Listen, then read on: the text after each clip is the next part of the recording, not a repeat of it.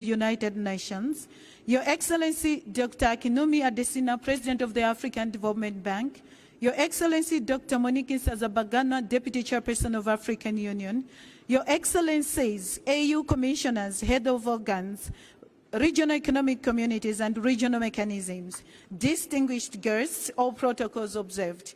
I now invite His Excellency Chairperson of African Union to call the meeting to order. I thank you.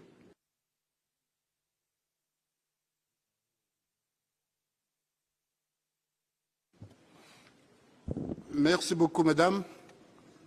Thank you very much, Madam. I now give the floor to the Head of Protocol to tell us about the program.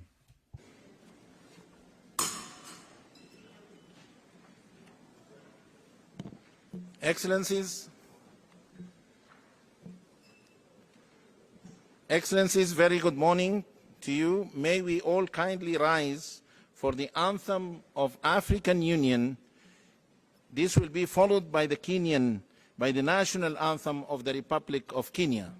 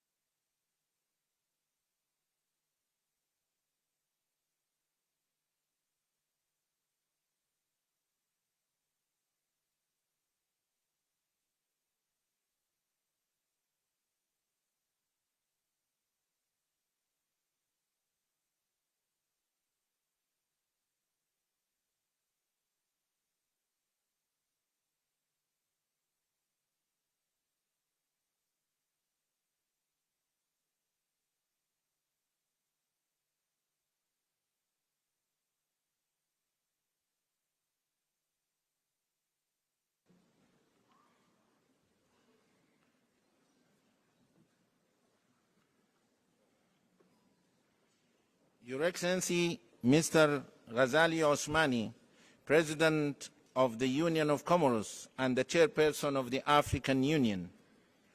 Your Excellency, Dr. William Ruto, President of the Republic of Kenya. Excellencies, Heads of State, Government of African Union Member States, here present. Your Excellency, Mr. Musa Faki Mohammed, Chairperson of the African Union Commission, Your Excellency, Madame Amina Mohammed, Deputy Secretary General of the United Nations, Excellencies, Honorable Ministers here present, Your Excellency, Dr. Monique Nsazabagana, Deputy Chairperson of the African Union Commission,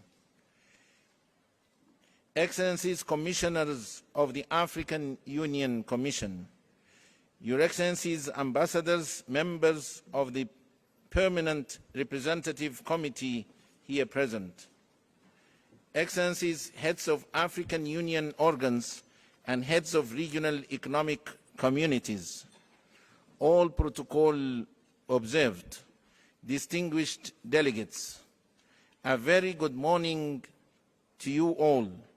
It's a beautiful day here in Nairobi, the vibrant green city in the sun, where African Union meetings have been ongoing since the 13th of July 2023.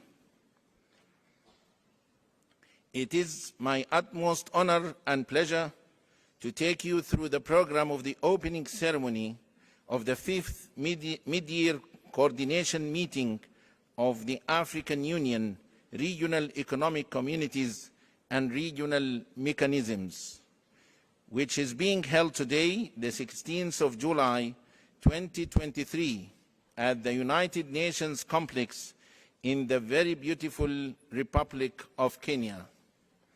Following the 43rd Ordinary Session of the Executive Council, which took place from the 13th to the 14th of July 2023 here in Nairobi, today's mid-year coordination meeting is being convened under the African Union theme of the year, Acceleration of African Continental Free Trade Area Implementation, as the African Union continues to pursue its continental aspiration as embedded in Agenda 2063. Excellencies, ladies and gentlemen, the program for today stands as follows. We will have a statement by His Excellency Mr. Musa Faki Mohammed, Chairperson of the African Union Commission, followed by a statement by Her Excellency Madame Amina Mohammed, Deputy Secretary General of the United Nations. We shall then have a statement by His Excellency Dr. William Ruto, President of the Republic of Kenya, following which we will have the opening statement by His Excellency Mr. Ghazali Osmani, President of the Union of Comoros and the Chairperson of the African Union. Immediately after the opening ceremony, we shall have the official family photo of the session. Excellencies, ladies and gentlemen, allow me to highlight, among others, this coordination meeting has the important task of fast-tracking the integration process in Africa and to consider the report on African Union institutional reform. It is also expected to report and matrix on the division of labor between the African Union, regional economic communities, and member states on different sectors. Excellencies, it is now time to begin our proceedings, and without any further ado, I wish to humbly request His Excellency Mr. Musa Faki Mohammed, Chairperson of the African Union Commission, to deliver his statement. Excellency, the floor is yours.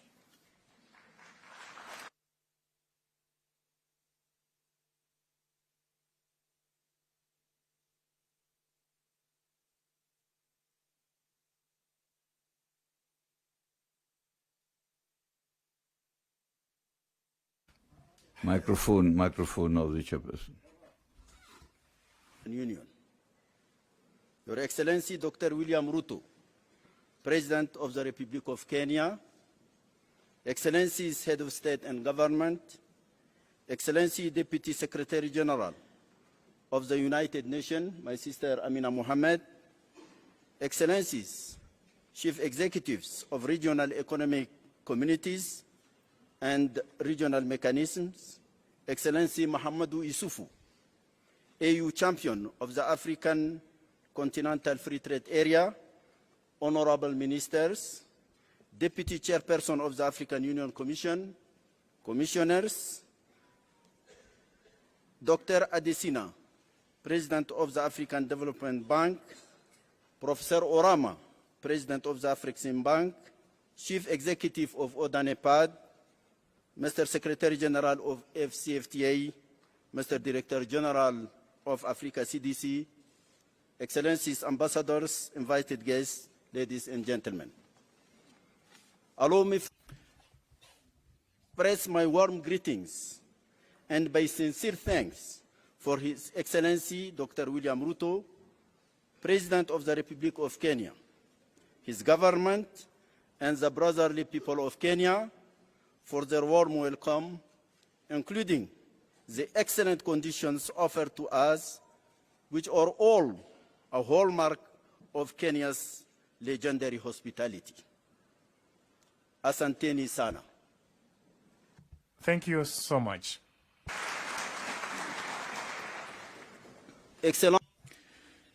Excellencies, ladies and gentlemen, launched in July 2019 in Niamey, Niger, the coordination meeting is convening its 5th ordinary session today, and it affords us the opportunity of assessing what we have done so far and to welcome the progress that we have made, and also to identify further the various, in a positive way, the obstacles that we need to remove from our path. We need to assess the integration with different national economies and beyond, and Africa under the grasp of the various prism of the international scene. In fact, you will see on the agenda the different items that are to be considered: the national integration, the work to be done at the level of the regional economic communities, and despite the particularly unstable economic environment. The report on the regional integration gives us what has been done in 2022. The achievements that are there are very diverse, varied, and correspond to the actions and projects that have been carried out by the regional economic communities in conformity with their priorities.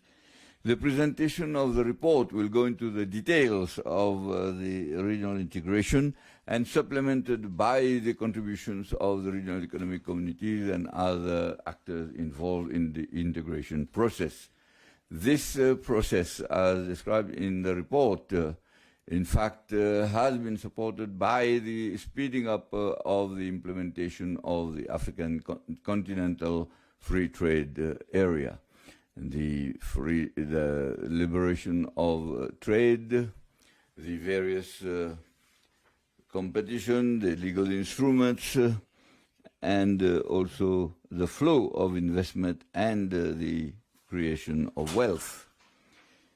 There is no doubt that in the presentation of his report, the champion of the AFCFTA will be dealing with these issues, particularly e-commerce, the contribution of women and youth to trade, the trade facilitation projects and actions in general. Excellencies, ladies and gentlemen, such progress cannot hide the constraints, the structural constraints that have always impeded our march. I want to point out the difficulties of financing for the implementation of the infrastructure program at the continental level. The deterioration, microphone of the chairperson.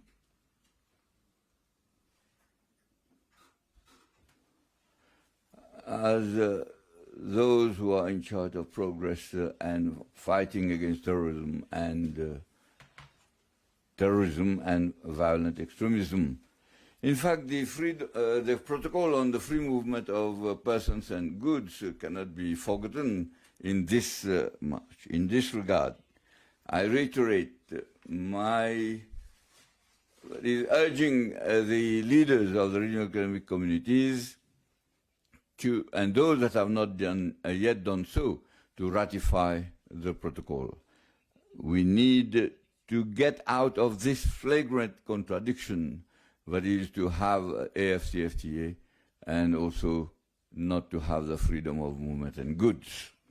The African Union and the regional economic communities are already engaged in this cooperation, in this dynamics of cooperation with the entry into force of the revised protocol, and we should accelerate the pace in order to make it more operational and concrete.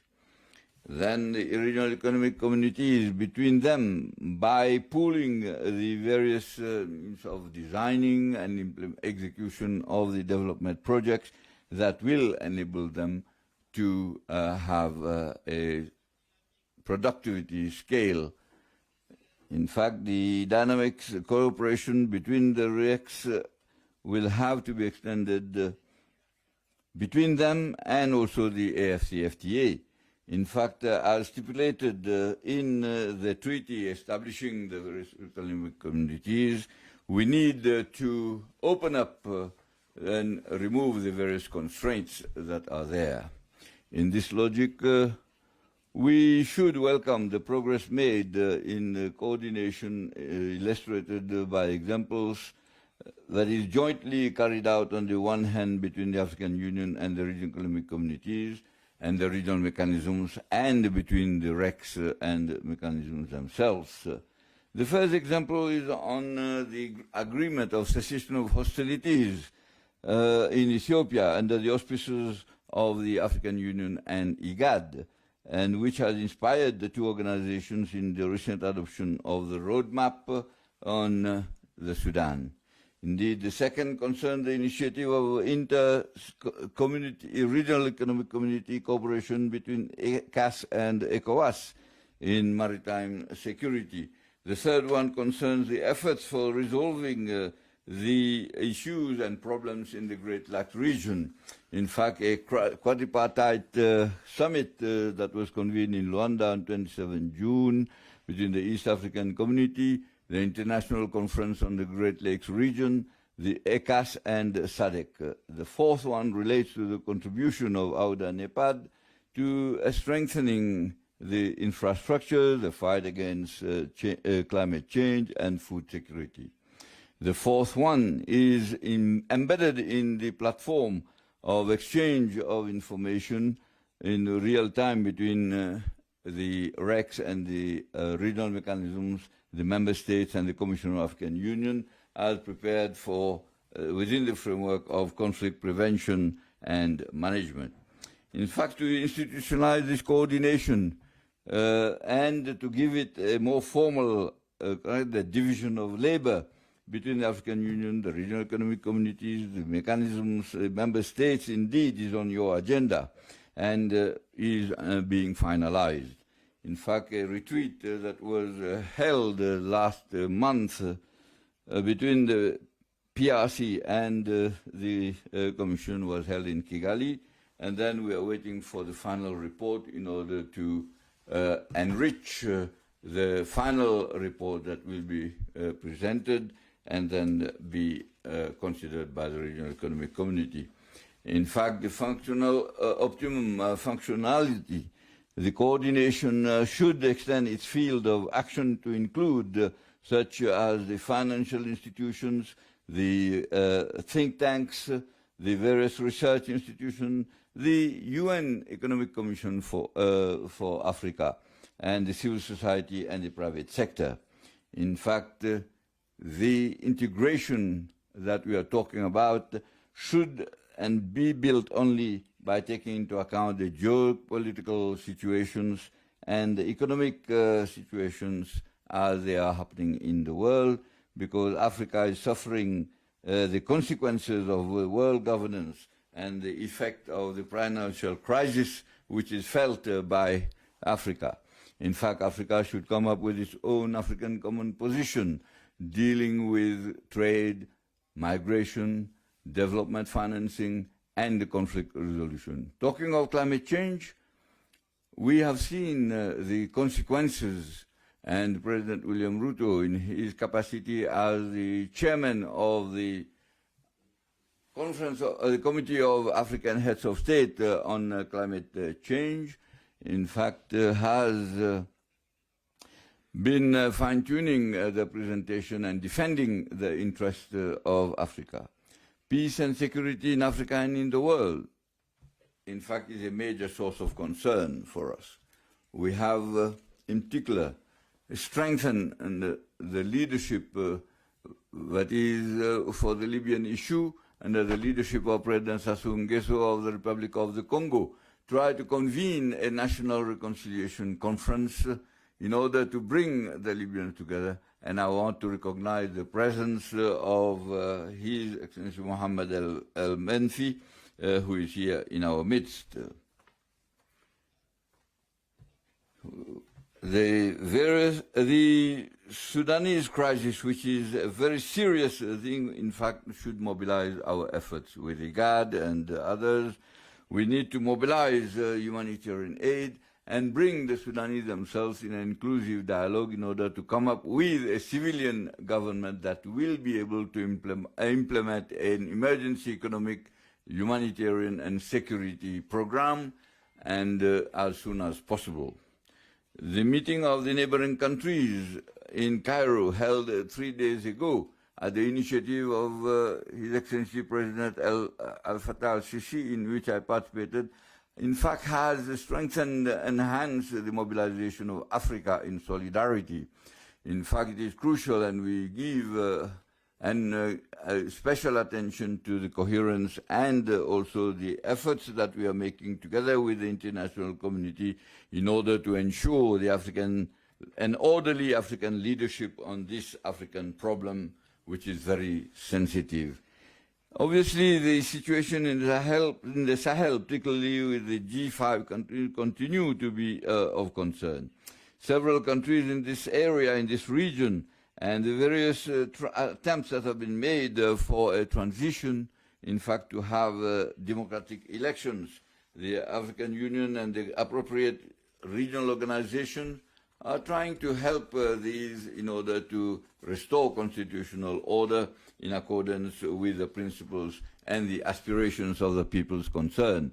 In the Horn of Africa, in Somalia, despite the remarkable efforts by the leadership of President Hassan Sheikh Mohammed, with the support of ATMIS, the situation still remains fragile. Excellencies, ladies and gentlemen, the problem of development financing of Africa, in fact, is at the top of our agenda.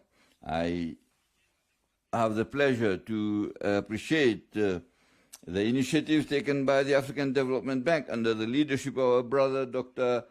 Desina, and the impetus he has given to financing of integration and regional integration.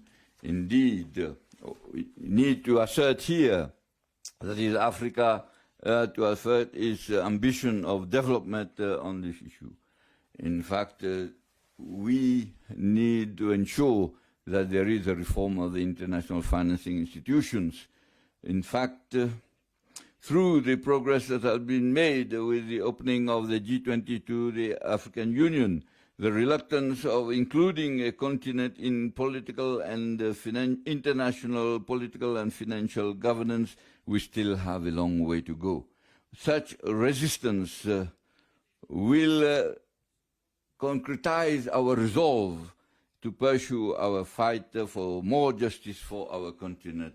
I express the wish that our deliberations will make new and significant contributions to this decisive struggle, and I thank you for your kind attention.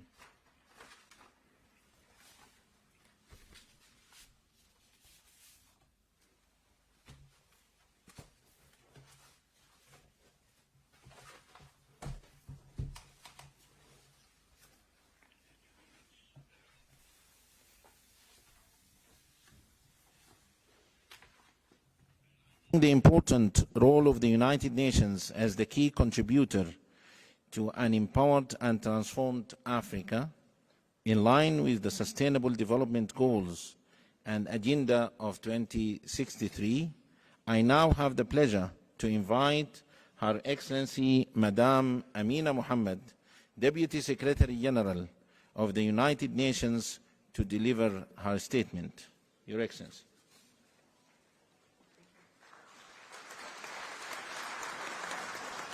Thank you.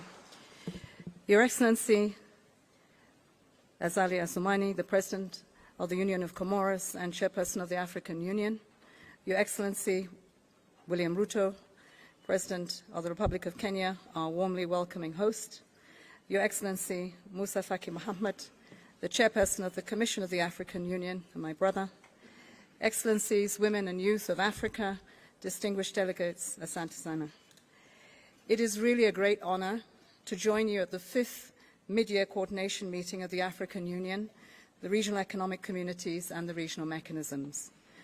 I would like to thank the Government of Kenya for the warm welcome home and the African Union for inviting me to share some reflections. This year's meeting provides us with yet again another unique opportunity to consolidate common ground in shaping and implementing Africa's narrative to meet the ambitions of Agenda 2063 and the aspirations of African people. Excellencies, today our world continues to face unprecedented crises, from the socio-economic impacts of COVID-19, a climate emergency, and the knock-on effects of the war in Ukraine. None of us need reminding that Africa played no part in creating any of these challenges. Unmet commitments by the international community to financing, to climate action and adequate humanitarian responses have further aggravated the obstacles to the efforts made by Africa and its leaders to implement Agenda 2063. Meanwhile, we see renewed conflict and extremist terrorism are wreaking havoc across the continent, resulting in lost decades of development and millions of displaced persons and refugees. These calamities are leaving a generation of our young people, especially women, with the anxiety of a tortured present and a deeply uncertain future. Let me salute you as African leaders. Against this challenging global and continental backdrop, you continue tirelessly, day after day, here and abroad, to make the powerful case for Africa. Africa as the new horizon of possibility and as the source of solutions for its own challenges and those of the planet. Excellencies, you have the United Nations' complete solidarity.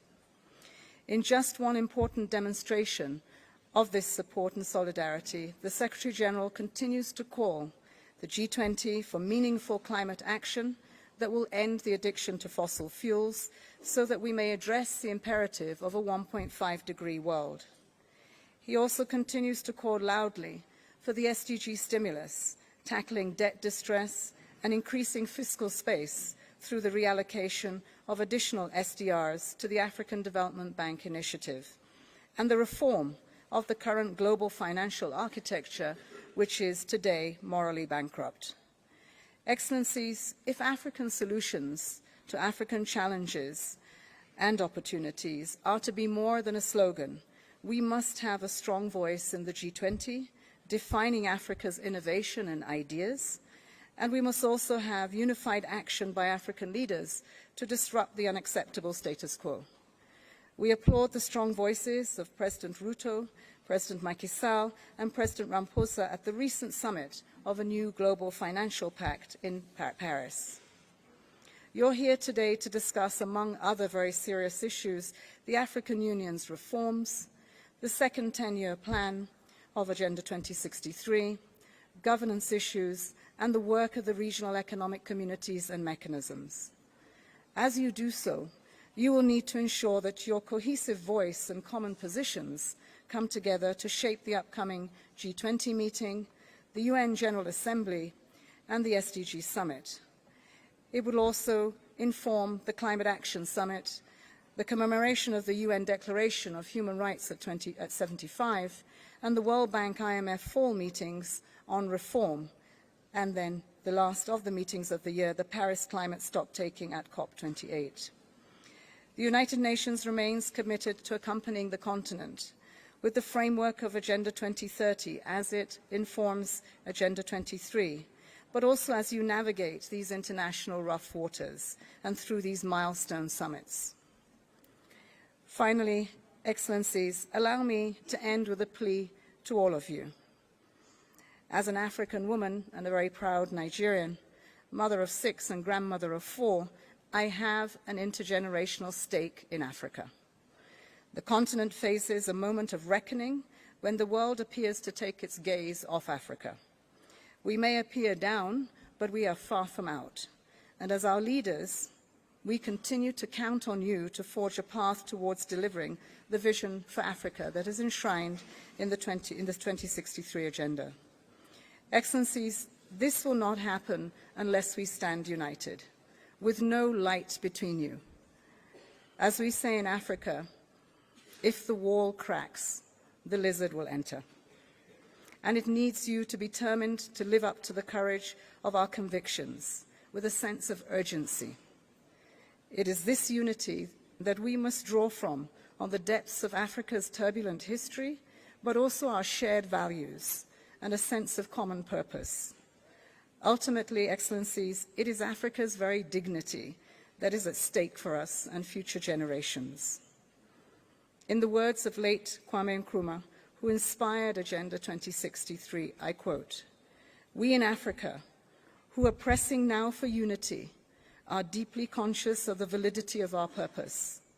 We need the strength of our combined numbers to protect ourselves from the very real dangers of colonization returning in disguised forms.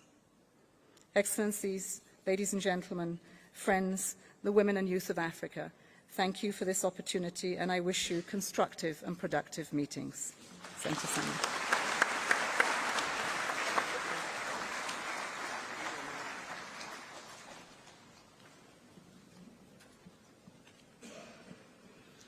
Thank you, Your Excellency, Madam Deputy Secretary General.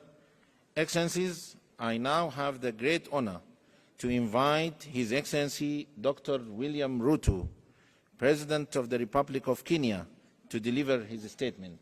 Your Excellency.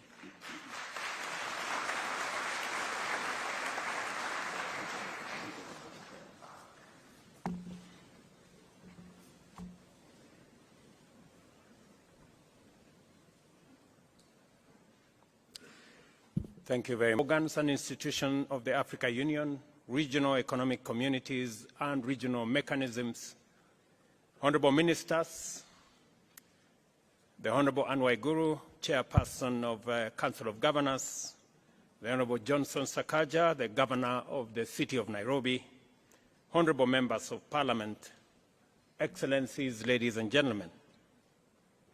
I am greatly honored and delighted and I have a high privilege to have this opportunity to welcome you to the city of Nairobi and to Kenya. The opportunity to host this summit and your visit to our country does a tremendous honor to our nation. I welcome all of you, your excellencies, ministers, and our friends from across the continent and beyond to Kenya. Let me just give you one or two tips about Kenya.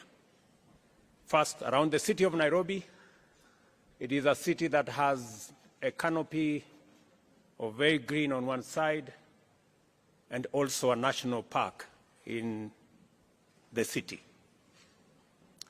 In the national park, which is maybe 10, 15 minutes from your hotel room, we have wildlife, lions and all manner of wildlife. We have tried to fence, but sometimes, as you know, wild animals, they break away from the fence. So if you take time to walk around the city of Nairobi and you meet a lion, please be careful because they are wild. We try to keep them inside. Secondly, let me also welcome you to Nairobi, to Kenya, and to give you some information that scientists, and I am one of them, have proven that the earliest remains of man are in Kenya. And therefore, for those of you who know the history of humankind, this is where humanity began. And so while you are here and you feel at home, it is because you truly are at home. So, and I want to give you my commitment that as the people of Kenya, we are having a national conversation as to whether we should have any visa for anybody coming home. So next time, next time you come to Nairobi, you might not need a visa. Excellencies, it is difficult to overstate the fundamental importance of this summit and the momentous consequence of the transformative business we have assembled here to transact. You will recall that as a continental political community, we resolved unanimously to pursue the integration agenda with greater vigor and focus. This commitment was underscored by the decision to formulate a suitable framework to effectively coordinate the diverse efforts undertaken through our 8 regional economic communities and various mechanisms that is part of the ecosystem of the AU. It is evident from the variety of activity, enhanced efficacy, and viability of AU's agenda and the undeniable increase of the AU Commission's administrative capacity and overall vigor of the regional and Pan-African integration efforts, that the AU's commitment was earnest, accompanied by demonstrable political will and a focused and effective implementation strategy. We are a busy continent that is going places. The young, clean, green continent of the future, and we are determined to lead our march into this future as a united, empowered contributor of sustainable solutions for global problems. We are reasoning together, generating effective solutions together, implementing them together, facing our challenges head-on together, making progress and getting results. This is what has brought Africa's implementation leadership to Nairobi, and the sum total of the agenda of the 5th Media Summit, which is this meeting. For this, I want to celebrate all of you who are here today, not just for making time to be here, but also for the work you do every day in taking the Pan-African Unity Project forward. For this is what the integration agenda is all about. Whether we are talking about regional economic communities or mechanisms or the broader continental effort, the unity of African people is our primary goal. I commend His Excellency President Abdel Fattah al-Sisi, President of the Arab Republic of Egypt, for successfully chairing the Heads of State and Government's Orientation Committee, which has effectively steered AUDA-NEPAD in its momentous breakthrough in achieving the Agenda 2063 aspiration of consolidating regional and continental integration. I also thank President el-Sisi for successfully hosting the African COP, or the Implementation COP as it was called, the last conference of state parties to the United Nations Framework Convention on Climate Change at Sharm el-Sheikh in Egypt.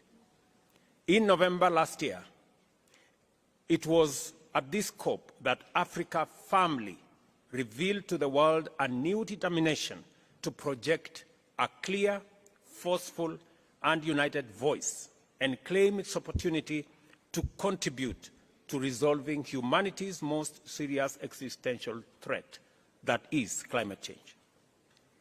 I salute with gratitude His Excellency President Ali Bongo Ondimba, President of the Republic of Gabon, in his capacity as the chair of the Economic Community of Central African States, for the progress he has made in stewarding collaboration among regional economic communities under the Inter-Reg Cooperation Initiative. As a result, the ECAS and the Economic Commission of Western Africa States has made significant strides in strengthening maritime security cooperation. I also appreciate the work being done by His Excellency President Ismail Omar Guelleh, the President of the Republic of Djibouti, who chairs the Intergovernmental Authority on Development, for his able leadership of IGAD's contribution to the progress towards agreement on the cessation of hostilities in Ethiopia, and now the activities that we are all undertaking to ensure that Sudan returns to normalcy and takes up its place as a stable, peaceful country in our continent. Further, I am cognizant of the animated activities and excellent work that has brought much progress in ongoing projects and initiatives being undertaken across many spheres by the Economic Community of West African States under the able leadership of His Excellency President Bola Ahmed Tinubu of the Federal Republic of Nigeria, the Common Market of East Africa and Southern Africa led by His Excellency Hakainde Hichilema, President of the Republic of Zambia, Southern Africa Development Community, SADC, chaired by His Excellency President Felix Antoine Tshisekedi Tshilombo of the Democratic Republic of Congo, the Community of the Sahel, Saharan states under the stewardship of His Excellency President of Benin, Patrice Talon, the Arab Union of the Maghreb, led by His Excellency Tayeb Pakouche of Tunisia, and the East African Community under His Excellency President Evariste Ndayishimiye of Burundi. I must also recognize and praise the good and excellent work that the AU Commission continues to do under the leadership of its chair, His Excellency Moussa Faki Mahamat. This summit has been made possible by the able leadership of his team. These AU-REC success stories establish without any doubt that a lot of great work is being done all over our continent, and that in our time, African leadership is signaling urgency, focus, consistency, and determination to sustainably manage and solve prevailing challenges and develop robust instruments to anticipate and preempt future crises. With such commitment, we now have confidence to pursue sustainable development and shared prosperity, and expect that Agenda 2063 is now firmly on course. The most compelling signal that African integration is unstoppable and that it will open doors for unprecedented socio-economic transformation is the progress we have made in implementing the Africa Continental Free Trade Area. We must all be proud of this magnificent project and historic achievement by and for ourselves, whose positive effects will reverberate throughout the world for a long time to come. I am not exaggerating. Let us consider the bare facts of the matter. This single mechanism has inaugurated the world's largest free trade area. Under it, 54 countries have agreed to create a single market with a population of 1.4 billion people and a GDP of US dollars 3.4 trillion. The free trade area is projected to lift 30 million people out of extreme poverty and boost incomes by 7%, or US dollars 450 billion by 2035. As I have had occasion to remark before elsewhere, this is the magnitude of what typical Pan-African collective action can achieve, and we are only getting started. The progress we have made by collaborating with unprecedented firmness of purpose in different domains, including peace and security, regional integration, investment, trade and development, and climate change, is of tremendous and positive transformative significance for us collectively. Agenda 2063 is our blueprint to deliver the Pan-African vision of an integrated, prosperous and peaceful Africa, driven by its own citizens, representing a dynamic force in the international arena. Therefore, it is more critical now than ever before that we marshal our collective consciousness, willpower, solidarity and unity to fulfill our fundamental generational mandate of introducing Africa as a new global power, ready and able to provide leadership towards a new industrial age that shall simultaneously usher in an era of inclusive development, shared prosperity, and effective climate action. We must therefore capitalize on the institutional reform momentum at the African Union to pursue the complete development of effective capacity to deliver Pan-African transformation. To do this, self-reliance, ladies and gentlemen, is essential, and a fit-for-purpose institutional architecture is indispensable at the AU. At the moment, over 60% of our program's budget is financed by partners. The demands of our challenging time require an AU that can pursue multiple urgent and critical interventions using internally mobilized resources. The Pan-African movement has always been about sovereignty and agency. First and foremost, chronic dependence, even on well-meaning partners, is starkly inconsistent with the aspiration of independence, sovereignty, and agency. And I therefore believe that we must take seriously the recommendations that have been made towards making our organization an organization that stands on its feet and an organization that is funded by us. This is why we must make progress in exploring, developing, and implementing solutions like the Kigali Decision, AU Decision 605 of 2016. Similarly, you may want to know that that decision has now been implemented by 17 countries. We need to persuade all our other brothers and sisters in the other countries to come on board so that we can do the responsible thing and fund our own organization.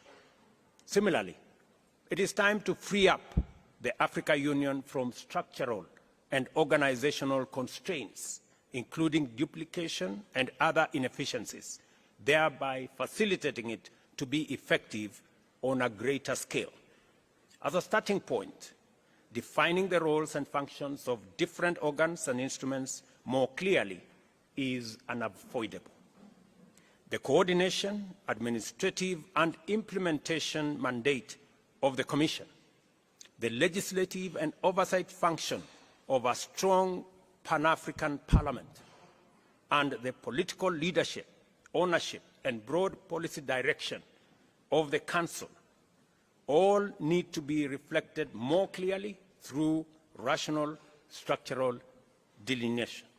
I hope, it's my prayer, colleagues, ladies and gentlemen, that we finally make the right decision and build an organization that is fit for purpose, that has the requisite finances, the needed voice, and the leadership that can project Africa's position much more clearly with a strong voice so that we can take our place in the community of nations. COP27 was a turning point of tremendous magnitude because it brought home to the peoples of Africa the imperative to reconfigure our model of engagement with global and multilateral frameworks in general, and the urgency of projecting a new place, role, and voice to define Africa's contribution to global development and climate action. As we reflect and deliberate upon President El-Sisi's account of his commendable use of COP27 to facilitate the emergence of a fresh Afrocentric perspective to climate change, it is vital that we resolve to do even better and go much further at the forthcoming COP28 by taking on board a more robust position and proposing a transformed and inclusive global approach to tackling the climate change crisis.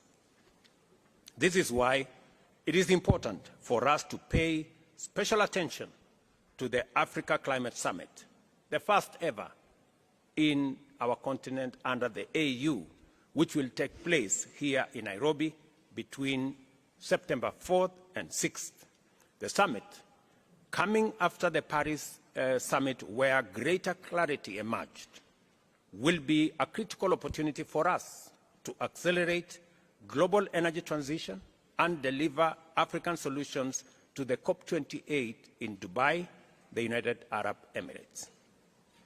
When we return to Nairobi in September, therefore, our sole business will be to mobilize and converge around a common position and advocate for global alignment on a green growth agenda complemented by a transformative global climate finance compact. Your participation in this summit must therefore anticipate your stronger participation in the Africa Climate Summit. And ladies and gentlemen, as we come to that summit, there are two very important things that as a continent we must harmonize, consolidate, and package our collective position. We must have a collective position on matters to do with debt and liquidity. We must all agree that it is time for a new financing mechanism. The reform of the multilateral development banks is no longer about if, it is when that is going to happen, so that we can eliminate the current structure that is unfair to the majority of the people in Global South and especially in our African continent. None other than the UN Secretary General himself has said that our continent pay anywhere up to 8 times more than our brothers and sisters elsewhere do. It is only fair that we have a financing mechanism that treats everybody equally. All of us have read about the animal farm, where there are some that are more equal than others.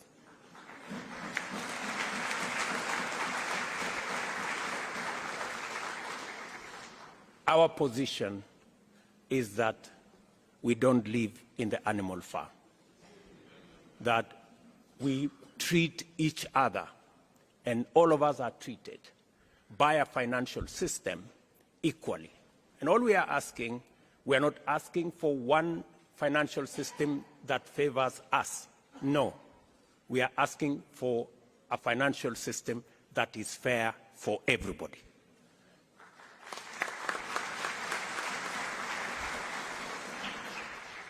Part of the challenges we have of liquidity, part of the challenges we have in debt distress is actually caused by an unfair financial architecture that makes us pay interest more than others.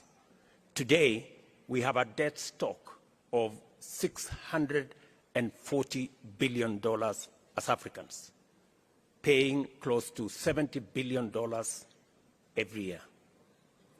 If we had a fair financial architecture that treats everybody fairly and that does not profile Africa as risky, we would be paying less than half what we are paying today in debt repayments.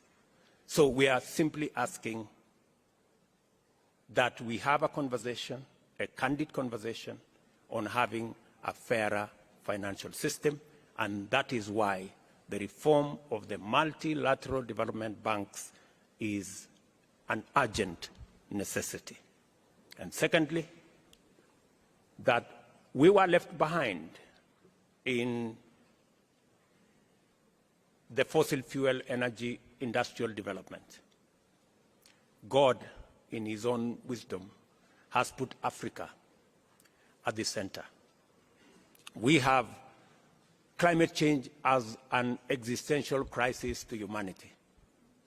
But also, we have green energy, which we have renewable energy, which we have in plenty, as a development imperative to be able to go into the future. That puts us at the center of the solution of the crisis of climate change. And that is a conversation we want to come and have in Nairobi, because Africa, apart from having the greatest stock of renewable energy, we have other assets, minerals, that we have the largest reserves globally that can be used for green energy development. We have the largest reserves of uncultivated arable land that can drive, according to Adesina, my brother, we can increase grain in our globally by up to 100%, maybe even 200%. We have the youngest population, the youngest global workforce in our continent.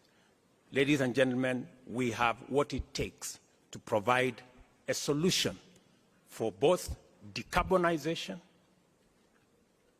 taking the world into green industrialization, and also ensuring that we decarbonize everywhere globally. So those are the two things that we must focus our attention and be able to position our continent appropriately. And that's why I said earlier, we need a fit-for-purpose organization, and we need to fund the organization ourselves. You all know it is said, he who pays the piper calls the tune.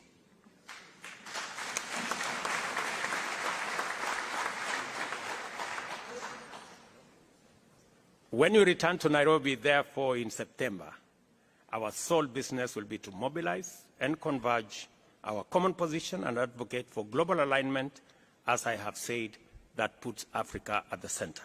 I take this opportunity to once more appreciate the indispensable contribution made by the AU Commission and the leadership of its chair to all arrangements and the tremendous logistical undertaking required to prepare a successful summit. It is because of this partnership with the Commission that we have made progress in laying ground for an event that will give our continent a platform from which to launch its agenda into the global discourse. I am confident that the summit will be successful in achieving all its objectives. I wish all of us wonderful deliberations as we receive the various reports. Enjoy your time in Kenya, and God bless you. Thank you very much.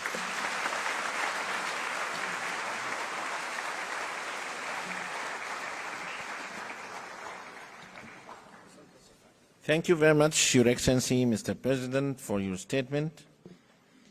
And now it's my distinct honor and pleasure to invite His Excellency, Mr. Razali Uthmani, President of the Union of Comoros and Chairperson of the African Union, to deliver his statement.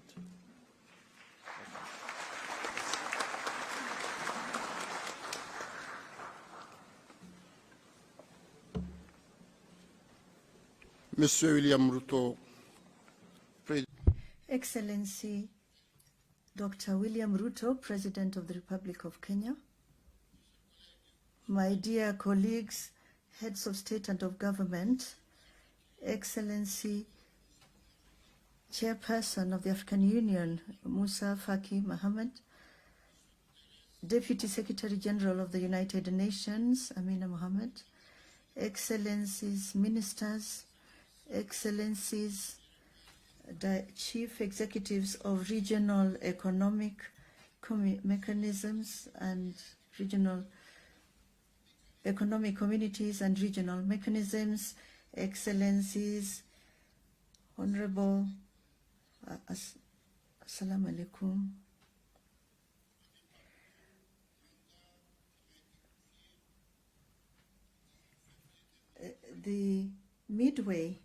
Halfway through the mandate entrusted to me on October 18th in Addis Ababa, we are gathered here today in this beautiful capital of Nairobi for the 5th Media Annual Coordination Meeting of the African Union. I would like to first begin by expressing my sincere thanks to our brother, William Ruto, who I call my brother in my language, and his government, and as well as the peoples of Kenya, for the very warm welcome extended to us, and to express to him on your behalf and on my own our deep gratitude. Asante sana Mheshimiwa Bwana Raisi, Your Excellency. Dear participants, ladies and gentlemen, at a time when the world is in the throes of technological change, Africa, our continent, is still prey to the scourges of division and bloody conflict. Conflicts that throw whole swaths of societies into destitution and desolation.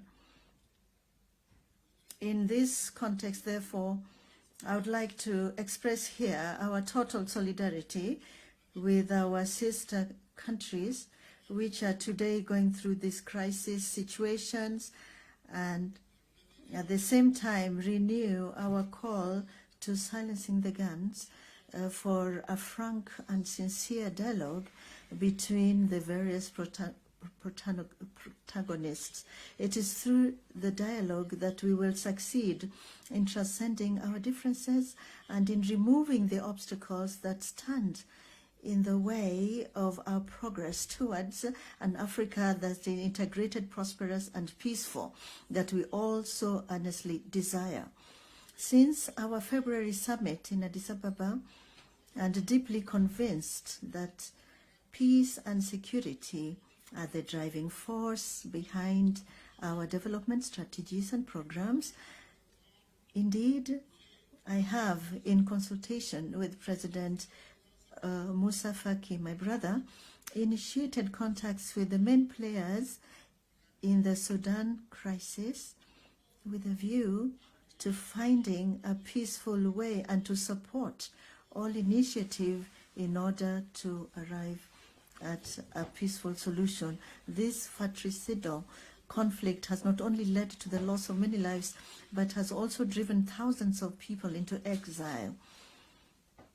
It is with the same concern also that I have dispatched an emissary to Mali and to Burkina Faso to inquire about the state of progress of the transition process in these sister countries. I dare to hope that the holding of the constitutional referendum in Mali will be a first step towards a transparent, inclusive, and peaceful elections. Held on June 27th in Angola on the crisis in the east of DRC under the aegis of the African Union, and in which I took part, is part of this desire to contribute to resolving this conflict, which has already lasted more than 2 decades and is destabilizing the region and indeed the whole of Africa. We also undertook a peace mission to Kyiv and St. Petersburg, a report of which will be presented to you later today. In this globalized world, no country, however large or powerful, can claim to be immune to war or its consequences. And ladies and gentlemen, on the multilateral front, following the footsteps of my predecessor, my brother, President Macky Sall, I continued our advocacy at the G7 summit in Hiroshima, calling for Africa's place on the United Nations Security Council as a permanent member, as well as our membership of the G20. Nor did I fail to raise the question of debt and energy, 2 major issues that seriously handicap the development of our continent. Throughout this journey, I have also been able to count on the invaluable collaboration of the chairman of the African Union Commission, our brother Moussa Faki Mahamat, and his teams, as well as on the support of the members of the conference bureau. I'd like to DRC, I'd like to extend my great thanks to the DRC. I'd like to express my sincere thanks to them all. Dear colleagues, ladies and gentlemen, the acceleration of the Continental Africa Free Trade CFTA, our significant progress over the past 6 months have confirmed once again and our conviction that this continental common market is a great opportunity to achieve the Pan-African vision of an integrated, prosperous, and peaceful Africa. Currently, the achievements include, among others, the establishment of an adjustment fund through Afrexim Bank, already capitalized at $1 billion for the benefit of AFCFTA. The member states, the establishment of a guided trade initiative in October 2022, which has enabled the FCFTA to adhere to this initiative. The officialization of peace and the settling of payments which facilitate intra-Africa payments in African currency will then reduce the cost of currency transfers. As you can see, these are concrete actions that provide real grounds for hope, which is why I invite those member states that have not yet ratified and deposited their instrument ratification to do so as soon as possible. The achievement of our objectives are set out in Agenda 2063. This depends on that. Your Excellencies, ladies and gentlemen, from June 12th to 14th, a ministerial conference on blue economy and climate action in Africa was held in the Union of Comoros, attended by several ministers and the following institutions: the African Union Commission, the United Nations Economic Commission for Africa, the European Union, the International Union for Conservation of Nature, UNDP, and the Indian Ocean Commission. The conference was in accordance with the theme of the year, namely the acceleration of the FCFTA. In fact, intra-Africa trade is mainly carried out by road and sea. And therefore, it has now been established that the implementation of the AFCFTA could double the sea freight from 58 to 131.5 million tons. As a result, the development of the sea transport, this appears as one of the key factors for the success of Africa's economic integration. Africa's island states, despite their structural fragility, are brimming with opportunities and potential, given the vastness of their maritime space, which is why the Moroni Declaration, the outcome of this ministerial conference, through the relevance of its recommendation, should constitute our roadmap in this area. With regard to the institutional reform decided upon in 2016 by the Assembly of Heads of State and Government to breathe new life into the African Union, we welcome the remarkable work carried out by the team of experts led by Professor Pierre Mukoko Mbonjo, who will share the main conclusions with us during this summit. The present media coordination meeting, for example, and the reduction in the number of commissioners are among the concrete results of this reform. Its aim is to enable us to evaluate, rationalize, and plan our various projects and programs in order to achieve genuine African integration.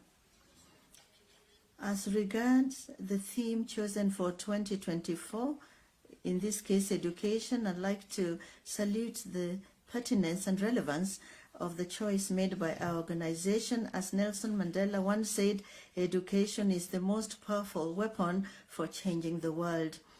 And the numbers for education, figures for education in Africa are alarming.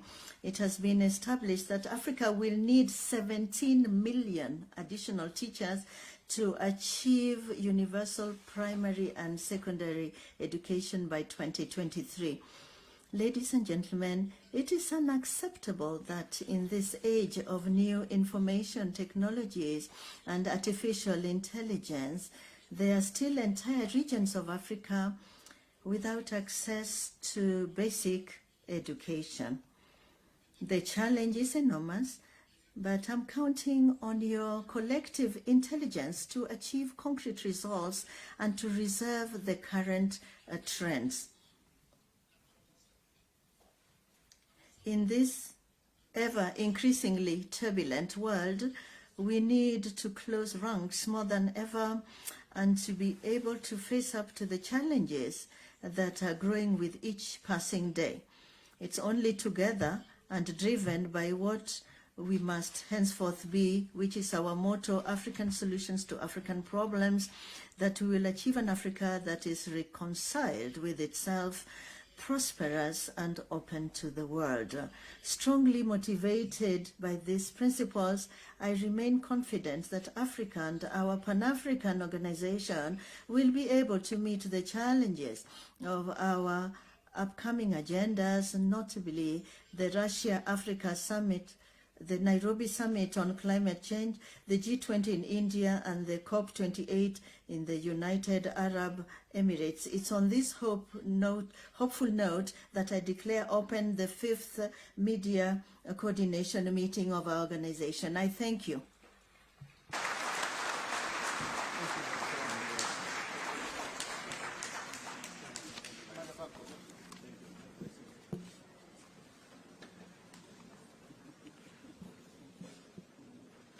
Excellencies, ladies and gentlemen, I wish now to invite all Excellencies, heads of states, heads of delegations, the chairperson of the African Union Commission, the United Nations Deputy Secretary General, the Deputy Chairperson of the African Union Commission, the heads of regional economic communities and regional mechanisms for the official group family photo of this meeting.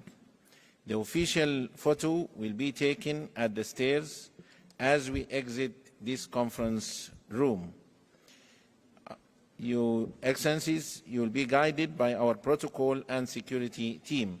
After the group photo, the meeting will resume in closed session in this same conference hall. I thank you, all of you.